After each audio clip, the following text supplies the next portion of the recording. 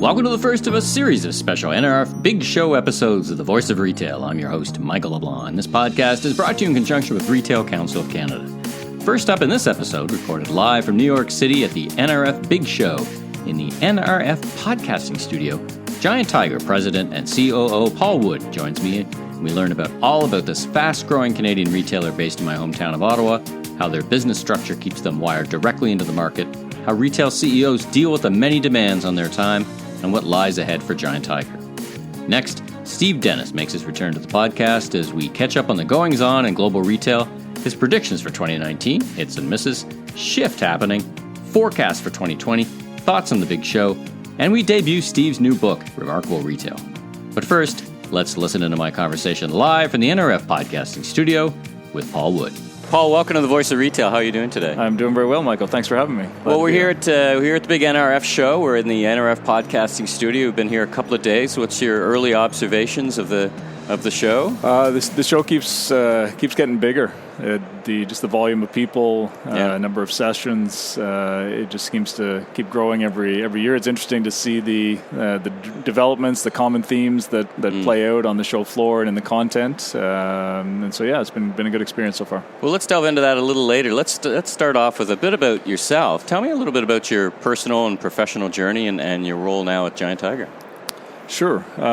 So I started in the business stream, was a chartered accountant, worked in public accounting for a few years, made the, not too atypical transition from public accounting to a client. Giant Tiger was the largest client at the firm that I was at. Passed up an opportunity to stay and be a accountant partner for life, and made the jump to retail, and the rest is history. It's been a fantastic ride since then. Kind of had the opportunity to grow within the business through a number of different areas of responsibility within Giant Tiger over the years, eventually to the CFO role, but responsibility spreading much broader than just finance through merchandise planning and real estate and HR and warehousing, distribution, supply chain. So kind of a pretty broad cross section over time as things moved along, and was fortunate enough to be appointed the president and COO last August. So been enjoying that transition and the new responsibilities that come with that role over the last 5 or 6 months. Well, right on. Congratulations. Taking over for Thomas Haig, a colleague of mine from Hudson's Bay. Yeah, we enjoyed having Thomas with us for about 4.5 years, and it was a pleasure really working with him, getting his new perspective on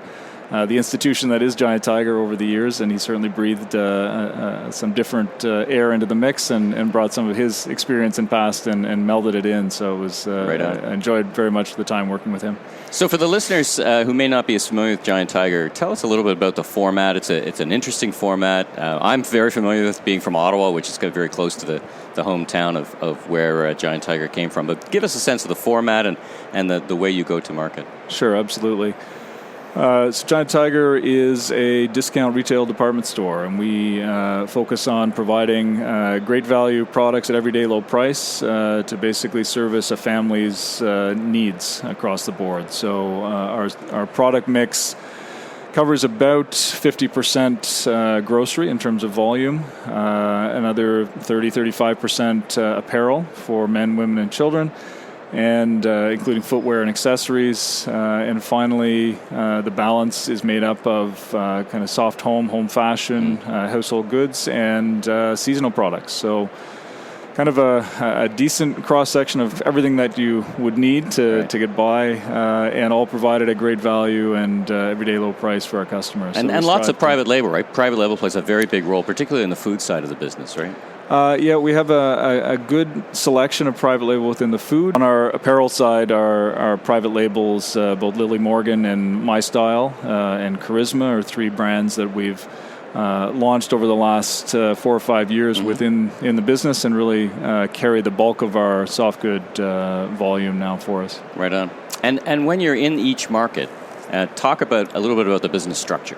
Giant Tiger has operated as a franchise model really since its early days. We were founded in 1961 in Ottawa. and in 1968 opened the first franchise location in Maniwaki, Quebec, so just outside of Ottawa, across the border. We have operated now as a franchise operation since then as a key part of our business strategy. We believe we're more successful having an owner-operator in those local markets and providing that local merchant insight to how we go to market in those local areas. We have corporate stores because of our model. We open them corporately, install a manager, and then allow that manager to perform, grow with the store, and have the opportunity to become a franchise owner within the mix. So more of a closed-loop system, not offered for sale on the open market. However, if we like to tell people, if we ever stopped growing, and if all of our franchise owners didn't age and never wanted to retire, over a few years we would end up being 100% franchised. So we only have corporate stores because of the life cycle of those stores. They're either new, waiting to become franchised, or we have repurchased them from a retiring franchisee and are waiting to refranchise to the next, the next potential franchise owner, I guess, from within the system. And I think I read you just opened another store. So what's your store count up to? How big's the fleet? What's your store count up? So we are around 260 stores now in the chain, from Alberta to PEI. Not yet in Newfoundland or in BC, but certainly still looking for additional opening opportunities. We just announced a store in Sault Ste. Marie, which will be our first one there, and we're continuing to expand into what we believe are still existing white space opportunities for us within the country. So, still relatively small chain if you compare to some of the other names in Canadian retail that we're up again, but still growing. We've been adding 10 stores or so a year for the last 5 or 6 years. That fluctuates based on availability and timing and finding the right real estate. We've been very focused over the years at ensuring that we're in the right place, paying the right price for the rent. As a low-cost operator, that's a key, certainly tenet of our success. But still definitely tapping into opportunity we see in the market and to continue to expand the brand and its presence across the country. So let's drill into the owner-operator model a little bit. So one of the clear advantages you already you mentioned is the knowledge of the immediate customer base, right? They're really connected to their customer base. How does that, though, articulate itself in how you think about the brand and having one cohesive Giant Tiger brand and one assortment? Because the owner-operators can make different choices about what they're carrying and how much. How does that operationally come together to be cohesive from your perspective? The brand, the system, the standards, the expectations are absolutely consistent across the board. And with the franchise operation, our responsibility to them is to ensure that that's maintained from one location to another. There's even some self-monitoring, if you will, amongst the franchise owners that keep themselves honest, if you will, in that respect, to ensure that the delivery is consistent from one to the next, so that our customers' experience is as consistent and on brand and on standard as we expect. Whether you're in Sault Ste. Marie or Ottawa or wherever you are, right? Absolutely. Part of the uniqueness of it is that our stores aren't carbon copy cookie cutters. So our boxes are all kind of different shapes and sizes, and they've adapted, and the owners are able to adapt to the space and to their market and to their customers' needs. They do have the ability with our system as franchise owners to make that merchant decision on the product coming into the store. Within reason. There are, products that are advertised are consistent. Everyone has to carry those. There's a number of planogrammed items and basic items that are consistent through the mix.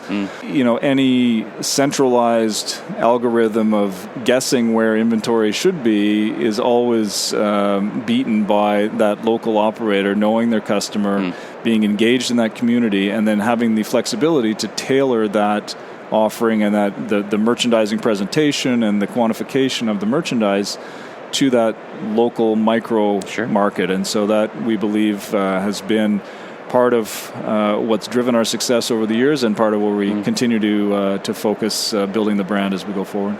So retail CEOs never had more pressure on them, whether they're in the public eye or amongst each. How do you deal with that kind of the day-to-day pressure with the team? How do you pull the team together to deal with those, in your case, the comp pressures, the franchisees are kind of looking for results and input and direction, and how does that all come together for you and your team? Yeah, retail's absolutely an exciting place to be right now, and there's many things on the go on many fronts. The team is, I have a great team. We have a great team, including the franchise owners that we work with and partner with within our business. We definitely look at them as partners, not as kind of transactional outsiders, Sure. if you will. We absolutely work closely with them, gaining their input and feedback on what they're feeling. What they're experiencing in their markets, and that helps us continue to shape and steer and focus the efforts to support what they're going through at a market level. Now let's stop and drill into that a little bit. So there's 200 of them. What's their method of reaching you? Hopefully not 200 emails from 200 separate owner-operators a day. Do you have a method to kind of consolidate that feedback in some way? Yeah, so we have a management support group that consists of a subset of the franchise owners that we meet with quarterly. So and they each are responsible for their region or their area and collect feedback from their stores. We have regional support managers that oversee kind of areas of the country, and so they're another feedback loop that we get regularly on assortment, on operational issues, on just business challenges, those kind of things. Sure. So there's some kind of defined and readily accessible avenues for that to channel it and compile it and make it digestible in that sense. Yeah. Team at home office and the executive team. It's a real collaborative effort to focus. There's a lot of competing objectives, a lot of competing needs across the business, and I guess that boils up to us and ultimately to me to help steer kind of which of those priorities takes precedence and how we kind of focus the effort. But very thankful to have a very strong and supportive team, and that we collaborate very well together. And so it is very much a team effort on our side in terms of just handling the pressures you refer to, and really helping chart the course for the business and for Giant Tiger as a whole. Well, you've made a lot of investments recently as an organization. You got a new DC in Cornwall, I think. The new DC was in Johnstown, Ontario. It's very near to Prescott, so right along the 401 corridor, which is a great addition to our supply chain and distribution capacity for our business for now and for many years to come. Has really centralized that hub of distribution for all of our non-perishable products across the country, and complete with some rather exciting robotics and some changes to the processes that we've used for a lot of years in terms of pulling the product together and getting it to the stores. But that's gone very well for us, and we're really excited about that addition. And I can imagine it's based on what you're describing and how there's a fixed part of the assortment, but then there's a very dynamic part of the assortment based on the different franchisees. It has to really be flexible as a distribution center, right? Because you're doing small batches of some items and larger batches of more predictable items and others, right? Yeah, there is a mixture. And the flexibility in large part comes from our buyers' responsiveness to the market and to the customers' needs as well. And the assortment isn't vastly different from store to store, but there is that kind of local tailored response to it. So it is more of a kind of the fine-tuning aspect is coming from that, and the bulk of the assortment and the main thrust of the offering is coming through the hard work of our buying and merchant teams as they scour the world for the next deal and develop the products at the right prices to deliver that outstanding value to our customers every day. So what's up for 2020? You're building a new HQ. I believe that's one thing, but what do you see for the 2020 and beyond? What's new with Giant Tiger, and how do you see what's your crystal ball for the next year or two? How are you seeing it? Wow, that's a big question. That's a loaded question for sure.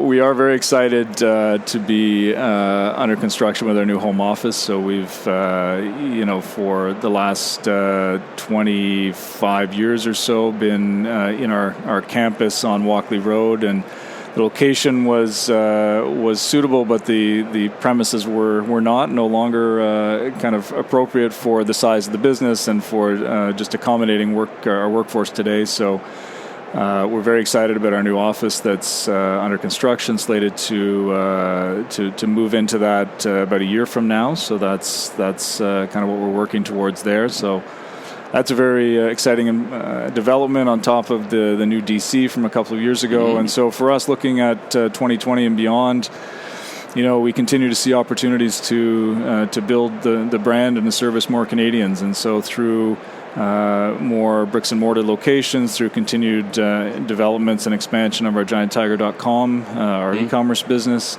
and offering great products and value for our customers in whatever way they choose to shop Giant Tiger every day. And so we've certainly focused on ensuring that experience and that delivery to our customers continues to exceed their expectations and provide that still great prices, exciting deals and finds, and fabulous value every day. Well, fantastic. Well, listen, congratulations on both your personal success.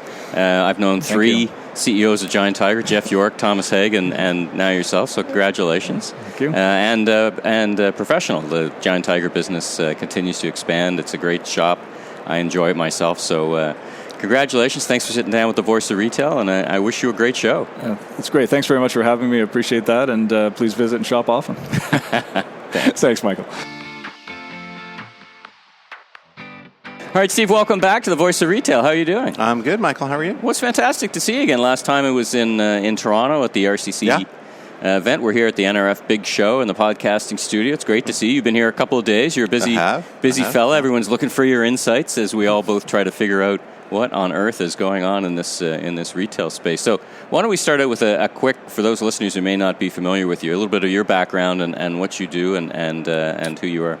Sure. So did a few things earlier in my career, but really the last 25 years or so been exclusively in retail. A long time ago, spent a bunch of time at Sears, and then moved on to Neiman Marcus, head of strategy, customer insight, omni-channel, multi-channel sort of things. And then the last 10 years or so, I've been out on my own doing consulting, speaking, writing, contribute for Forbes. So just putting my stuff out there. Right on. Well, it's January. It's the time of reckoning in retail. Yeah.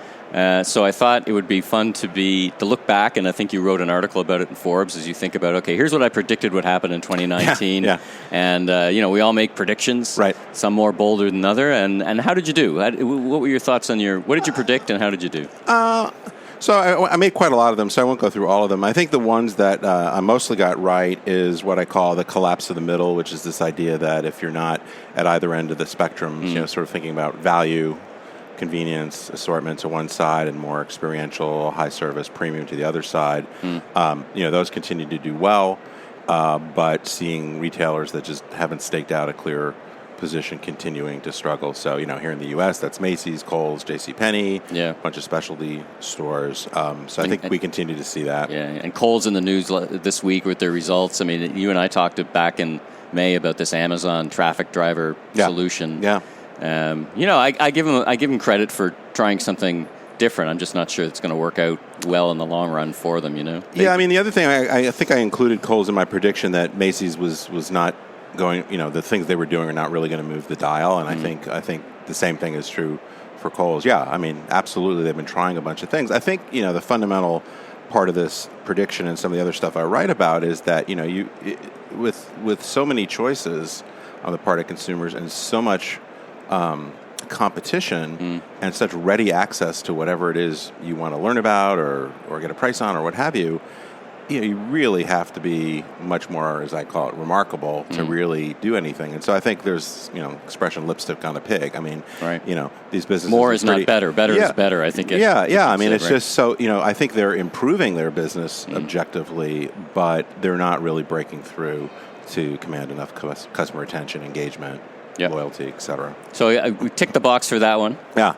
Got that one. The store strike back was another one of my predictions, and the idea there was that physical retail was, which is obviously losing share to e-commerce, and that's not going to change, but that the retailers that really understood the role of the physical store and saw their stores as assets rather than liabilities and invested behind them and found things that could be a competitive edge against Amazon and others, could actually restore some profitability. So and sales growth. And I think Target probably is the best case scenario there. But I think Walmart, Best Buy, Home Depot. We've seen a number of these physical retailers, mostly physical retailers, improve their digital capabilities for sure, improve their e-commerce capabilities for sure, but do a better job of integrating the experience and finding the places where they could make the physical stores work better. I think what you've described as embracing the blur, right? Is just embracing it and I think it's understanding for most retailers that customer journeys are starting in a digital channel. They may or may not result in a transaction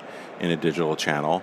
And understanding those different customer journeys, figuring out the places where you can eliminate friction or pain points or whatever you want to call it, but at the same time finding places where a physical retail presence can really wow the customer. So that may be better customer service, better visual, buy online, pick up in store. There's a whole set of things that I think retailers are doing to win customers back. Yeah. So, and just off mic, you and I were just talking about the Nordstrom's women's store. We both visited it, and they've got some elements of that, right? They've got a nice experience, and their customer service is fantastic. That people are friendly, and they've got some drop off and pick up places. They've got elements of those, right? Absolutely, and physical stores. One of my other ones was which I've been talking about for a few years. Is I called Apocalypse No, which is the retail apocalypse is largely a myth. We're seeing tons of store closings, retrenchment.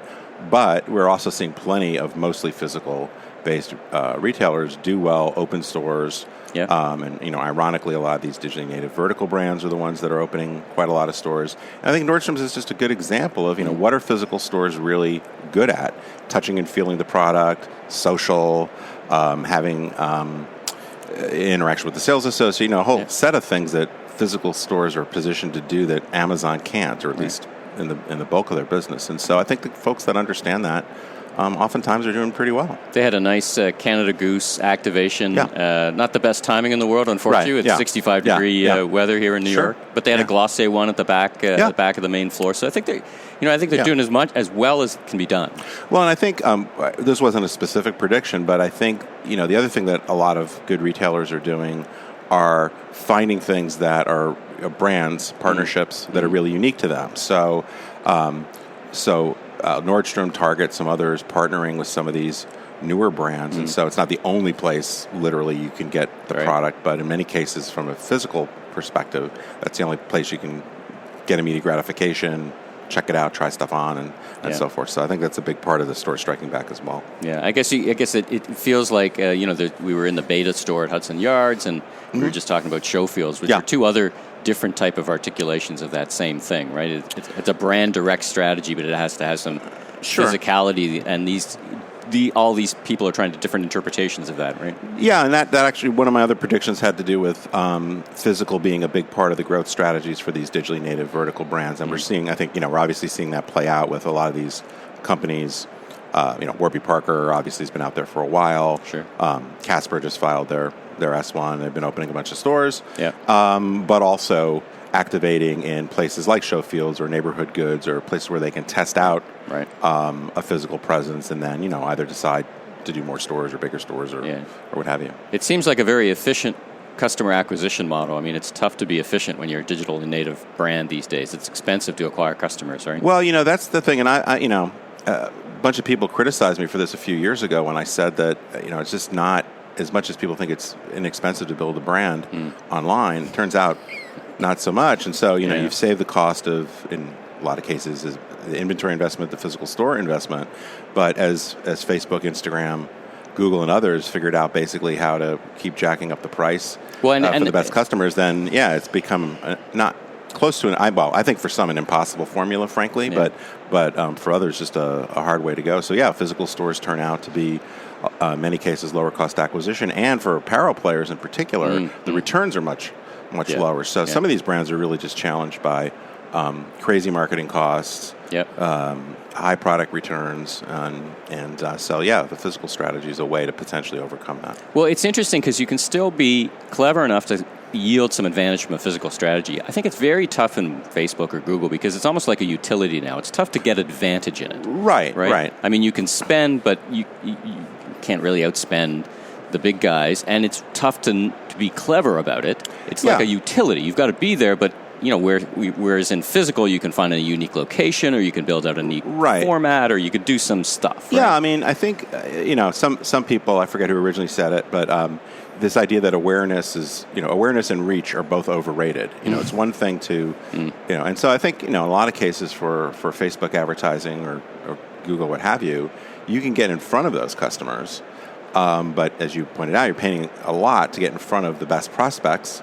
And at the same time, just because you're in front of them doesn't mean they're going to engage with you.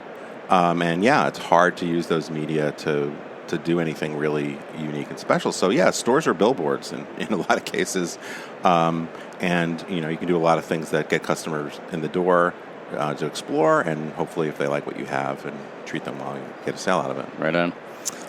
One of your recent articles, Shift Happens. Yeah. A great summary of the kind of the key trends that we're facing. It was really great, and it kind of, I'll use that as a leaping point off to the next question, 2020 and beyond. But tell us about Shift Happens. How do you see it? So, what I was looking back, and it was relatively easy for me to do for that article because I just finished writing a book, and part one of the book, Remarkable Retail, is called Shift Happens, and I didn't talk about everything that's in the book, but the part one of the book really talks about how did we get here, and what's really going on, what's most important to focus on before I pivot to part two, which is some suggestions on what to do about it. And so I was really trying to understand how retail has developed over the last decade or so, and see what some of the more important trends. And so one of them, I talk about a couple of them if you like. I mean, one is what I call the end of scarcity, which is, if you think back 10, 15 years ago, a lot of retail was really driven by lack of competition, lack of customer information, lack of choice. I go through a whole set of things in the book about the elements of scarcity that have evaporated largely. And now, for the most part, you can get just about anything you want from anywhere in the world at any time. Yeah. You can get great information about pricing, product performance, you name it. And so this is why I often say, probably ad nauseum, that it's not physical retail is dead, it's boring retail is dead. Because if you're boring, mediocre, just good enough, customers have so many other choices, or have such much better information to inform their choices. So it's really the remarkable retailers that are winning. So I think that's a big driver. And obviously the internet is the main piece of that. The other thing I talk about is, or one of the other things I talk about is, and it gets to this embrace the blur idea, which is the customer is the channel. We talk a lot in retail about e-commerce, brick and mortar channels, and at this point the customer's in charge. The customer's the channel. They're going to shop and get information wherever and however and at any time. Basically, they're almost always shopping. Another thing I talked about was, we no longer go online, we live online. Right. Most customers have, for better or worse, have a mobile smart device with them. At least one. Yeah, at least one, close to 24/7. And so, this idea of what's the best location being, a great physical store is, still important, but, the best location is showing up on the customer's phone when they're in a remarkable way, when they're ready to shop. So, I mean, there's, a few others, but I think, a lot of these changes obviously have been incredibly profound. And I think that, one of the other things I talk about is, in the context of taking risk, and I think it gets back to what we're talking about a little bit with Macy's and Kohl's, is, so many retailers basically watched the last 15 or 20 years happen to them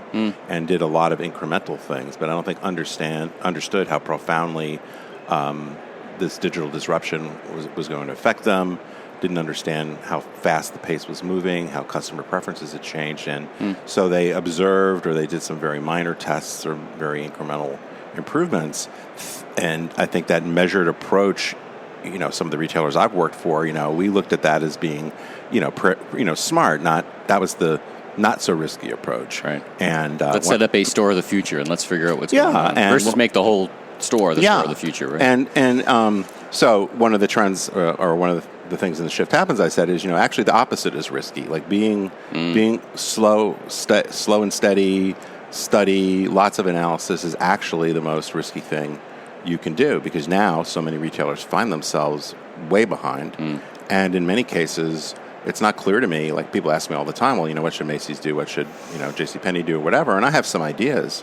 But frankly, I think, well, I'm not at all sure that even if you had amazing ideas and flawlessly executed them, that it's enough, because customers have moved on, competition has moved on, and unfortunately, in many cases, JCPenney being a good example, you can go back and look at Toys R Us, Barney's, any of these companies, Sure. is they run out of runway. They don't have the time or the money to make these changes, even if they had a great strategy. So, my part of what I'm trying to get across right now is, take action before it's too late, really. I mean, I hate to be so negative about it, but... Right on. So let's talk about 2020 and beyond. You talked about the Casper S1, which is interesting reading, to say the least. Yeah. This is the return of unit economics. There's a lot of retailers or concepts out there that boggle the mind in terms of their unit economics. Is this the year? I started this interview talking about the year of the time of reckoning. Is this the year or the period of reckoning where this, some of these concepts start to run into trouble based on that unit economics? I think so, but I will. One of the things I missed last year was, I said, Wayfair, which to me has absolutely horrific unit economics, and is definitely the poster child for sell it at a loss and make it up on volume. I thought that because they had been public for several years and the unit economics by and large were getting worse, that their stock would crash back to earth, and it did. A little bit of sanity, in my view, came into the market in that they didn't keep pace with the market. They're basically flat year over year. But they're just one of many companies. But we can now see, because they're public, and now we can start to get some insight into Peloton and Casper and some of these others, where I just don't get it. But I've been wrong. I've been. You can go back and find some stuff I've written on my personal blog and Forbes a couple years back, where I said, we're about to hit the wall. We're about to hit the wall, and I've largely wall keeps moving. Yeah, I've largely been wrong, but I like to think that people will realize that I guess just as context, many of these companies have done some amazing things to build a business. So I would not want to take away from Wayfair or some others, what they have done to go from nothing to having this impact. Having said that, it's a great, I joke around that when I was at Sears, it never occurred to me to go in and say, hey guys, I got a great idea. Here, we're going to lower our prices by 15%. We're going to quadruple our marketing.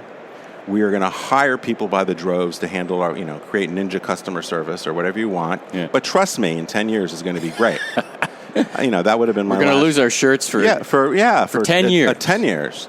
But, because it actually turns out when you price, when you consistently price below the competition and you drastically outmarket them and you have a pretty decent product, people might buy it. Yeah. But, that's not a business, So yeah, I guess what I'd like to believe is, the passage of time with little improvement in the economics and more of these companies, as actually being able, I've said about Casper, sorry, I'm rambling a little bit, but I said about Casper, my assumption, because I used to work in the mattress business, is they're losing an incredible amount of money, and that they can say whatever they want about how many stores they're going to open, but it's not going to happen. I think the S1 said it's $249 loss per unit or something, right?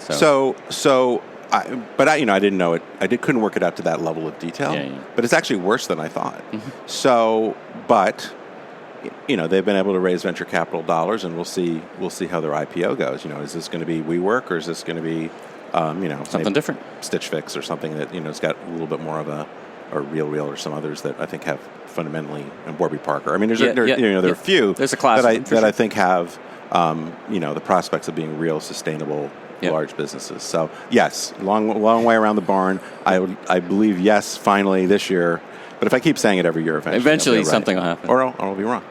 Last question for you is, you mentioned a book, so you got a book coming out. It's very exciting. Tell us, for a couple of minutes, about what's the title, when it's coming out, and all that. Sure. 2 minutes of that. Yeah, kind of so it's called Remarkable Retail, How to Win and Keep Customers in the Age of Digital Disruption. And, as I said earlier, it's my take on what's transpired over the last decade in particular. A little bit of history, but just kind of big context. But what's most important to focus on, dispelling some myths, I think, that are popular, and then kind of a call to action, similar to what I said earlier, which is the pace of change is accelerating. There's so many pressures that make it harder and harder, and you're running out of time if you don't get started right now. Then the second part is what I call the 8 Essentials of Remarkable Retail, which is this framework I've developed over time, working in industry and working as a consultant, which hopefully provides a bit of a roadmap to executing the transformation. So, and that's what I love about the book. Is I love that the first part is here's the issue, and the second part you're actually providing a roadmap or results or things. I think pulling from your experience, I'm looking forward to the book. Thanks. When's it going to be on shelves? So you can pre-order it right now at Amazon or Barnes & Noble, but it will be out April 14th. And I'm excited. I really wanted to. I think there's certainly plenty of good retail books out there. Some that I reference in the book that I drew on, and people that I know and respect.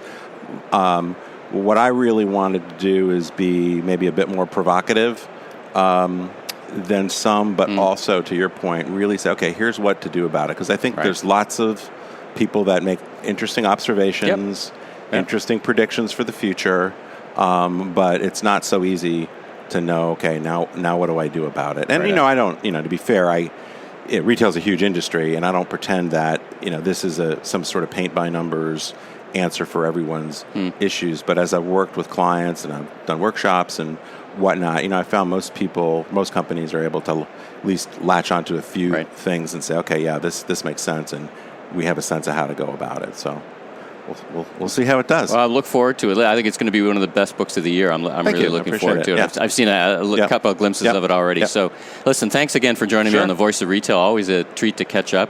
Likewise. It'll be a fun ride for 2020 as always. So we look forward to never a dull moment in retail, I don't think. All right, thanks, Steve. Thanks, Michael. Well, all right. Thanks to Paul and Steve for being my guest on this episode. Now let's hit the highlights of the retail news in Canada and around the world with retail this week. Busy day for a whole bunch of reasons, or a busy week, I should say, for a whole bunch of reasons. But we start off with Golf Town swinging back against industry headwinds. This is from the Financial Post.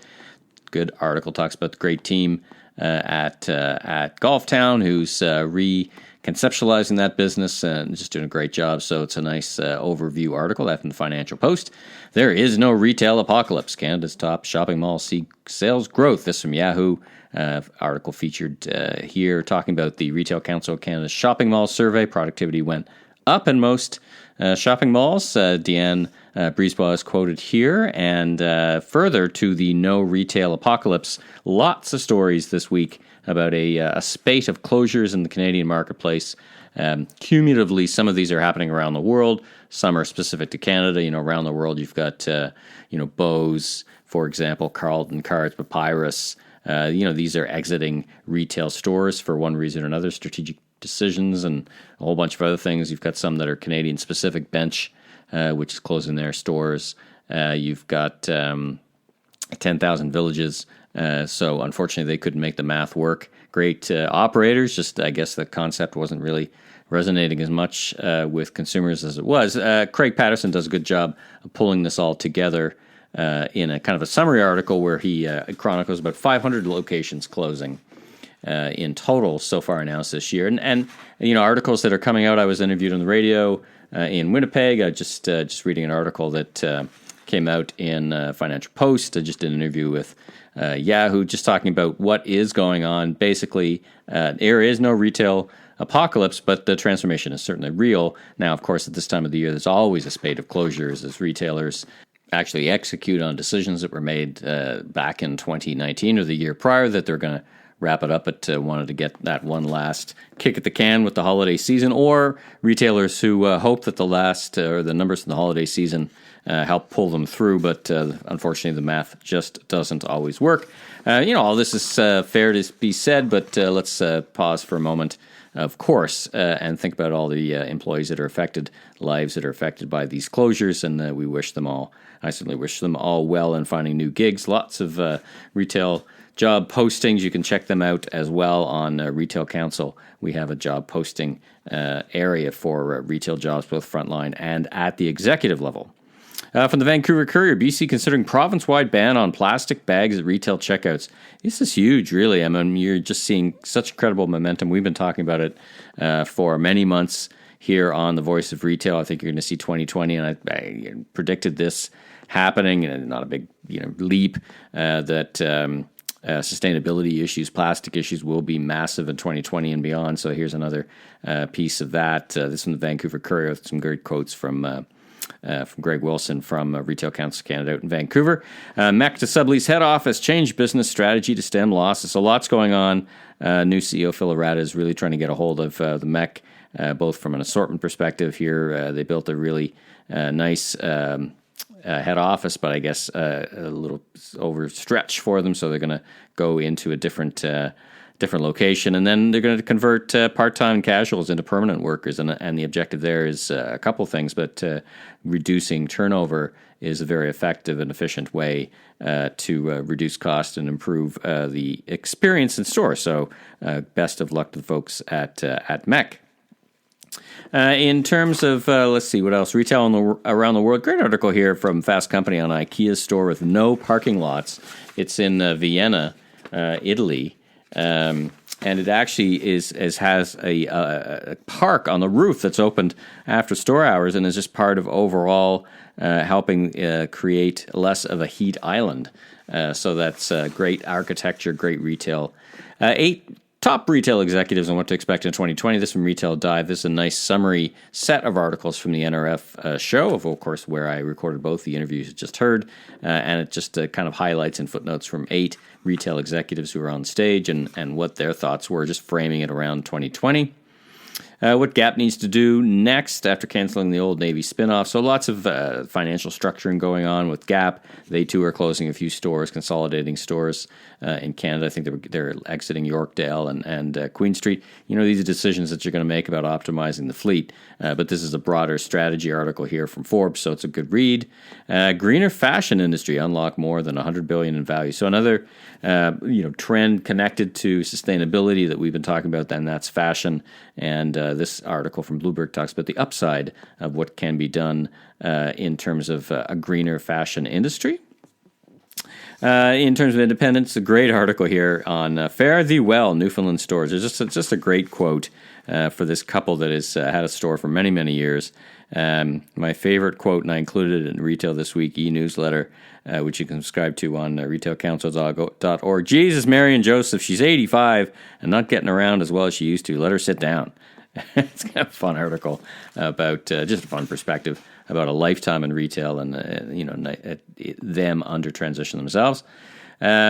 Lessons for retailers from the rebirth of indie bookstores. This is from Harvard Business School. So interesting, right? Because the forecast was years ago that ebooks would annihilate books in general, and that the super large bookstores would really mean the end of indie retail bookstores, but that didn't happen the way everyone thought it would. And this is a nice article that talks about the lessons learned in that industry or that sector of the retail industry for others. From CBC, and there's actually a couple articles about this. The commercial streets are bleeding. City hears it's just too expensive to set up shop in Montreal. I spoke with Montreal-based retailers as well, and it is hard. The taxes are hard. Road closures, this, that, weather, that's never changed. But, being an indie retailer in Montreal is not easy, and this article talks about that with an average retail vacancy rate now in Montreal hitting about 15%. And some retail streets double that. So that from CBC. Lululemon founder Chip Wilson's next apparel place. So Business of Vancouver chronicles Chip quietly getting back into the game with a Chinese partner and doing some interesting work as he climbs the North Shore Mountain on a cold November morning. What else? Business, stores, shopping, and digital. Some other articles here. Amazon in the news. Kel Surprise. Just filed a bunch of international trademarks for Amazon Pharmacy. Well, that's interesting. So check that out, including here in Canada. Brick-and-mortar retailers finally have Amazon on their site, says Ron Johnson. If you page back a few episodes, I interviewed Ron as he spoke in Montreal with Retail Council Canada. So he talks about how the brick-and-mortar retailers are finally figuring it out, and he predicts the next decade is a tough one for Amazon. E-commerce growth threatens 30% rise in urban delivery emissions. So this is on the downside. We certainly experienced not the emissions part per se, but the crowded streets in New York City with their 1.6 million deliveries a day. So something there to think about. And counterpoint from the Dallas News, retailers haven't figured out how to beat Amazon, but they're focused on the bigger picture now. And that's some quotes from Eric Nordstrom. Visited his fine new store in New York City. great store. And, the highlight of the buzz was the Shoe Bar, where my good friend and I, Dave Rogerson, had the chance to have a few drinks back in November and just take it all in. And as I said in the last episode, folks who are there either shopping or with people who are shopping, it's a wonderful experience. So congratulations again to the folks at Nordstrom. All right, well, that's a wrap for this edition of The Voice of Retail. If you like this podcast, you can subscribe on Apple iTunes, your favorite podcast platform. If you're an Android, Shopify is a great choice. Sorry, not Shopify. Shopify is a great choice, but Spotify is the choice for you if you're on Android to listen to podcasts. Please rate and review and be sure to recommend to a friend or colleague in the retail industry. I'm Michael LeBlanc, founder and president of ME LeBlanc Company, Inc. You can learn more about me on www.meleblanc.co or, of course, on LinkedIn. Until next time, have a great week.